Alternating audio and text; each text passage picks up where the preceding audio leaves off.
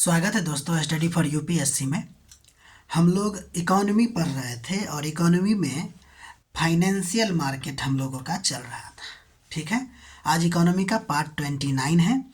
तो देखते हैं, हमने आपको बता दिया था कि बॉन्ड के बारे में पढ़ेंगे। तो इससे पहले आपको बॉन्ड के बारे में बता दिया गया था कि बॉन्ड होता क्या है। अब ये बॉन्ड का टाइप है।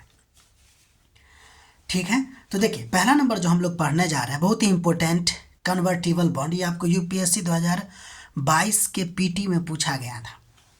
तो देखिए एक ऐसा बॉन्ड होता है जो तय समय के बाद या तय शर्तों के बाद शेयर में बदल जाता है, यानी कि इक्विटी शेयर में बदल जाता है। ठीक, यानी कि इक्विटी में बदलने वाला शेयर को हम लोग, इक्विटी में बदलने वाला बॉन्ड को हम लोग क्या कहते हैं? कन्वर्टिबल बॉन्ड कहते हैं। ठीक, ध्यान दीजिएगा, इस बॉन्ड में इंटरेस्ट रेट कम होता है। क्यों? क्योंकि ये इक्विटी में बदल जाता है। साथ ही साथ इसमें सेफ्टी और ग्रोथ दोनों का गुण होता है। मतलब देखिए, सेफ्टी इसलिए क्योंकि ये बॉन्ड है, और ग्रोथ इसका गुण इसलिए इसमें क्योंकि यह शेयर जो है वो ग्रोथ का मौका देता है। आप इसको जब ग्रोथ मतलब शेयर में बदल लीजिएगा तो ज़्यादा ग्रोथ आपको मिल सकता है।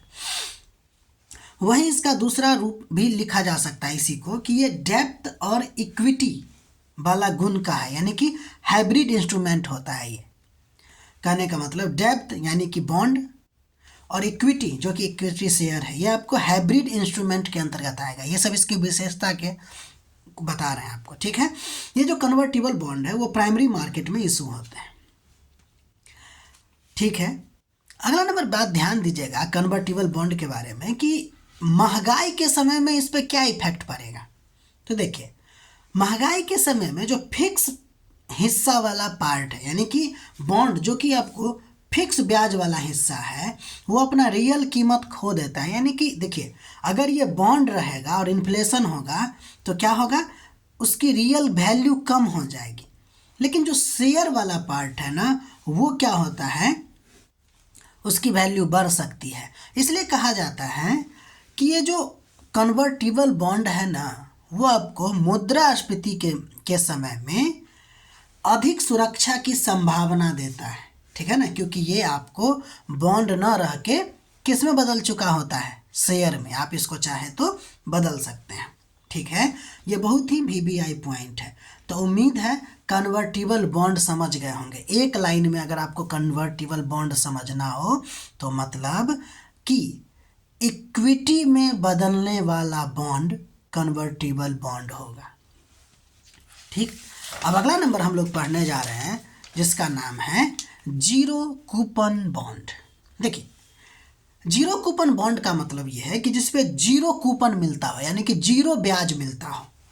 कोई पीरियडिक ब्याज नहीं मिलेगा, लेकिन इसको छूट पे जारी किया जाता है। जैसे मान लीजिए कि अगर इसका वैल्यू 10,000, एक बॉन्ड है जिसका वैल्यू आपको 1,000 है, तो ये छूट पर हो सकता है 600 पर जारी हो, तो कोई ब्याज नहीं मिलेगा। लेकिन जब इसकी मैच्योरिटी पूरा हो जाएगी तो फेस वैल्यू जितना है उतना मिलता है। यानी कि जब मान लीजिए कि 5 साल या 10 साल का होगा तो 600 ना मिल के आपको कितना मिलेगा? 1,000। मतलब जब ये जारी होगा तो 600 रुपया में आपको खरीदना होगा, और जब ये इसका मैच्योरिटी पूरा जाएगा तो बदले में आपको कितना मिलेगा? 1,000 मिलेगा।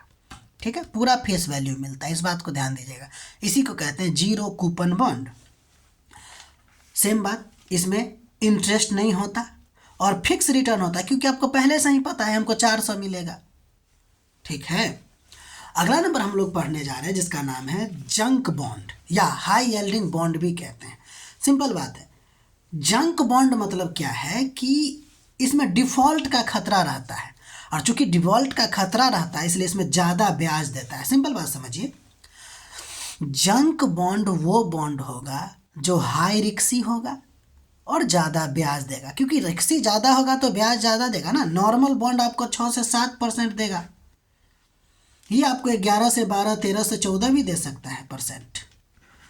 तो ज़्यादा ब्याज देता है, लेकिन ज़्यादा रिक्सी भी तो होता है। इसलिए इसका क्रेडिट रेटिंग जो देखिएगा वो कम ही होगा बी या बी से कम होगा। ठीक है ना, तो उसको हम कहते हैं जंक बॉन्ड। अगला नंबर बॉन्ड जो हम पढ़ने जा रहे हैं उसको बोलते हैं परपेचुअल बॉन्ड। देखिए, यह एक ऐसा बॉन्ड होता है जिसकी मैच्योरिटी डेट होता ही नहीं, यानी कि सब भी बॉन्ड का क्या होता है कि अपना एक फिक्स डेट होता है, इसके बाद या 10 साल या 15 साल के बाद वो मैच्योर हो जाता है और उतना पैसा आपको वापस मिलेगा। लेकिन परपेचुअल बॉन्ड में होता क्या है कि कोई मैच्योरिटी डेट नहीं होता रहता, ये हमेशा आपको ब्याज दर देगा। मान लीजिए कि अगर आप 10,000 रुपया जमा, मतलब कि 10,000 का ये बॉन्ड खरीदे परपेचुअल बॉन्ड, तो अब इस पे मान लीजिए कि अगर फिक्स ब्याज दर मिलेगा आपको, मतलब कि अगर 8% है तो 8% के अनुसार से जितना इसका ब्याज होना चाहिए वो आपको मिलेगा, लेकिन मूलधन वापस नहीं मिलेगा। हमेशा मिलता रहेगा लेकिन मूलधन वापस नहीं मिलेगा। 10 साल, 15 साल, 20 साल, 25 साल लगातार मिलता रहेगा। इसीलिए इसको कभी कभी क्वासी इक्विटी भी कहा जाता है। क्वासी इक्विटी का मतलब न तो ये पूरी तरह से बॉन्ड है और न ही ये पूरी तरह से इक्विटी है, ठीक है। तो इसको हम क्या कहते हैं? परपेचुअल बॉन्ड कहते हैं। उम्मीद है समझ गए होंगे। अब अगला नंबर पढ़ते हैं। इसी का एक टाइप होता है जो बैंक के द्वारा जारी होता है। देखिए, वह परपेचुअल बॉन्ड जो बैंक के द्वारा जारी होता है उसको हम लोग AT1 बॉन्ड कहते हैं, यानी कि एडिशनल टीयर 1 बॉन्ड कहते हैं। यानी कि वह परपेचुअल बॉन्ड जो आपको बैंक के द्वारा जारी होता है और यह जो है आपको बैंक के रेगुलेटरी कैपिटल का हिस्सा होता है, कोर कैपिटल का हिस्सा होता है। इस बात में ध्यान रखिएगा कि ये जो AT बॉन्ड है ना, AT बॉन्ड की बात कर रहे हैं, AT1 बॉन्ड की, यह अनसेक्योर होता है। देखिए, बॉन्ड में आपको बताए थे कि सेक्योर होता है, लेकिन ये अनसेक्योर होता है। इससे पहले ये भी देखे ना आप, सेक्योर उतना ज़्यादा रहता नहीं है क्योंकि मैच्योरिटी पूरा कहाँ गया, ये वाला जंक बॉन्ड जो होता है ये भी आपको पूरी तरह से तो सिक्योर नहीं है ना, डिफ़ॉल्ट होने का खतरा जितना होगा उतना उससे कम हो सकता है इसका वैल्यू, ठीक है। तो ये जो AT1 बॉन्ड है ना वो आपको अनसिक्योर होता है और इसको राइट डाउन किया जा सकता है, कभी कभी तो राइट ऑफ भी हो सकता है। राइट डाउन का मतलब जितना वैल्यू है उससे कम मिलेगा, राइट ऑफ का मतलब पूरा का पूरा लॉस, ठीक है। दोनों में अंतर है। राइट डाउन और राइट ऑफ कहीं अगर लिखा हो इसको राइट ऑफ भी कह सकते हैं या राइट डाउन भी कह सकते हैं, ठीक है। तो AT1 बॉन्ड हो गया एडिशनल टीयर 1 बॉन्ड। ये किस प्रकार का बॉन्ड होता है? तो वह परपेचुअल बॉन्ड जो बैंक के द्वारा जारी होता है। अगला नंबर VBI मसाला बॉन्ड। देखिए, मसाला बॉन्ड क्या है? पहली बात समझिए कि विदेश में जारी होने वाला बॉन्ड है। तो क्या डॉलर में जारी होगा क्या? तो नहीं, विदेश में जारी होने वाला भारतीय रुपया में जारी होने वाला बॉन्ड है, बस काफ़ी है ये।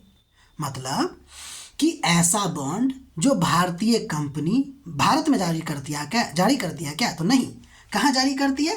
विदेश में। तो क्या किस में जारी करती है? डॉलर में या रुपया में? तो भाई रुपया में जारी करता है।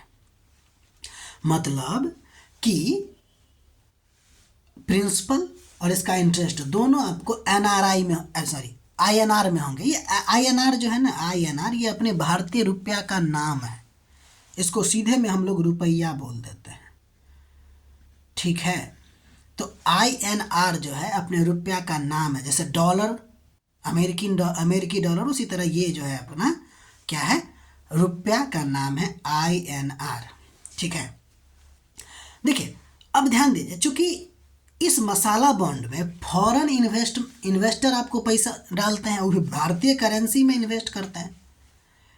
तो इससे ये होता है कि अगर मतलब करेंसी फ्लक्चुएट इधर से उधर होता है, कम या ज़्यादा होता है डॉलर की अपेक्षा, तो इंडिया पर कोई इसका इफेक्ट नहीं होता, यानी कि करेंसी रिस्क जो होता है इंडिया पर कुछ नहीं होता है, इंडिया पर नहीं होता, इन्वेस्टर पर होता है, इशूअर पर नहीं होता है, ठीक है। तो वो मसाला बॉन्ड हो गया। उम्मीद है समझ गए होंगे। एक्चुअली में ये बॉन्ड पहली बार केरल सरकार ने जारी किया था, अप्रॉक्स हमको लगता है समय 2021 के आसपास का होगा। अगर ये गलत होंगे तो हमको माफ़ कीजिएगा, लेकिन ये जारी किया तो ये आपको प्रॉब्लम में ही घिर गया, ठीक है। तो ये केरला का, ये बहुत मतलब कि चर्चा में रहा था उस समय 2021 के आसपास, तो केरला सरकार के द्वारा जारी किया गया था। उम्मीद है समझ गए होंगे, इस बात को भूलिएगा नहीं। करेंसी रिस्क जो होता है वो भारत पे नहीं होता, ठीक है, पहले हम लिख दिए थे कि होता है, लेकिन ये नहीं होता है।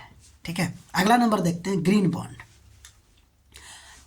नाम से ही स्पष्ट है, ऐसा बॉन्ड जो मतलब कि इन्वायरमेंटल फ्रेंडली या सस्टेनेबल प्रोजेक्ट के लिए जारी होता है।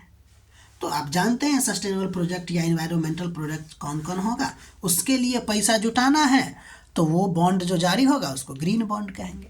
ठीक है, अच्छा, बार बार चूंकि बॉन्ड ही पढ़ना था ना, इसीलिए हम आज इतना ही किए हैं, बाकी अभी और कुछ बॉन्ड पढ़ेंगे। ठीक है, तो अगर आपको हमारा प्रयास अच्छा लग रहा है तो लाइक कीजिए, सब्सक्राइब कीजिए और शेयर कीजिए। सबसे इम्पोर्टेंट बात हम आपको बताने जा रहे हैं कि यहाँ पे ना सभी सब्जेक्ट का पढ़ाई होगा, लेकिन धीरे धीरे।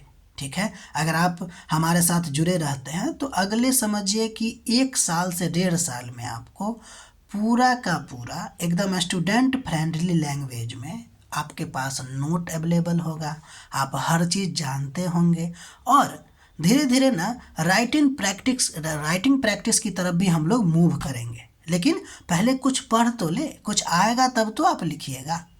ठीक है ना, तो पहले पढ़िए। ठीक है, मुश्किल से 5-6 महीना में हम लोग कुछ बहुत सारा चीज़ सबको कंप्लीट कर लिए रहेंगे। मिलते हैं हम लोग अगले वीडियो में।